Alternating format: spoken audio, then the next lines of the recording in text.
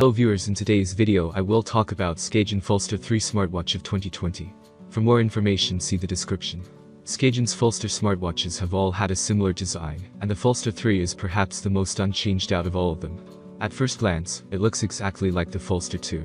The Falster 3 has what looks to be the same fully round watch case, 3 pushers on the right side, a rotatable crown, and the same skinny lugs. The Falster 3, though, is a bit bigger than its predecessor at 42mm. The 41mm Falster 2 did feel a bit small on my average sized wrist, so I welcome the bigger size. That bigger case also makes for a bigger display. Skagen upped the screen size from 1.19 inches to 1.3 inches this time. It is essentially the same OLED panel found on other Fossil Group smartwatches, and has a sharp pixel density of 328 pi. Overall, colors pop and blacks are super dark. It looks good. I'm reviewing the blue silicone mesh model, but there are also brown leather and gunmetal mesh options. The 22mm straps are interchangeable, so feel free to swap them out if you're not a fan. I quite like the new mesh silicone option. It's comfortable and gives the watch a unique look, though it does attract lint and hair more than I'd like. Skagen makes some of my favorite watch faces ever. They're simple and customizable, and there are plenty of digital and analog options. There are 14 pre-installed, including a special edition X by Kygo themed watch face. It's fine, but not my favorite.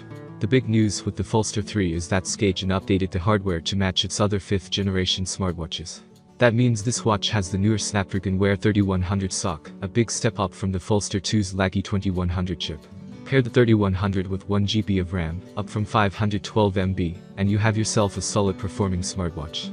Wear OS is still a resource-intensive operating system that caused my Skagen Falster 3 review unit to trip up during the setup process, but for everyday tasks, I didn't run into any issues. Swiping through your apps list or pulling up Google Pay are hassle-free experiences. Battery life is greatly improved this year, thanks to the custom battery modes Fossil introduced with the Fossil Gen 5. All 4 custom battery modes are available on the Falster 3. Daily mode keeps everything on at all times, extended mode only turns on essential features when you need them, time-only mode only displays the time, and custom mode lets you turn on or off any sensor you wish. My favorite is definitely custom mode. With this mode, I kept the always-on display turned on, Wi-Fi, NFC, and tilt to wake turned off, and I kept Bluetooth on a schedule, so it didn't drain like crazy overnight. Using these settings, my Skagen Falster 3 review unit lasted me all day, and then some. I usually went to bed with around 60% battery left after a full day's use. You could probably increase that number quite a bit if you turned the always-on display off, too. It might not last you 2 full days, but the Skagen Falster 3 is a battery champion compared to other Wear OS smartwatches, and the Falster 2 in particular. Under the hood, the Skagen Falster 3 comes with a stacked hardware setup. 8GB of storage for music and apps, up from 4GB on the Falster 2, a heart rate sensor, built-in GPS, NFC for Google Pay, and a 3 ATM water resistance rating. Like the Fossil Gen 5, Skagen also added a speaker module to the side of the device. I love it, and think this should be a standard feature on all Wear OS watches. Not only can you hear Google Assistant replies when you ask it something, you can make and receive Bluetooth phone calls through the watch, too. Call quality is good, if not a little tinny. What did you expect on a smartwatch? I've never understood the draw to an LTE-enabled smartwatch, so being able to answer calls through a Bluetooth connection is good enough for me. If you're an iPhone user, you're in luck. Fossil built special functionality into the Falster 3 that enables iOS calling through Bluetooth. I don't own an iPhone at the moment, so I unfortunately wasn't able to test this feature. Given the Falster 3's classier aesthetic, it wouldn't necessarily be my go-to wearable for exercising. After all, so I'm going to test the heart rate sensor anyway. I tested it against my Wahoo Ticarax chest strap and Garmin Venu during a 4-mile treadmill run. Garmin Venu did a decent job at keeping up with the major trends that the Wahoo Ticarax recorded throughout the workout. The Falster 3 had some issues early on, but ended up at around the same point after the 10-minute mark. The Falster 3 hit its peak heart rate of 172 BPM at around minute 10, while the other 2 heart rate sensors were still on the climb. After that random peak, the Falster 3 dropped back down, and gradually rose up to meet the others at around the 32-minute mark.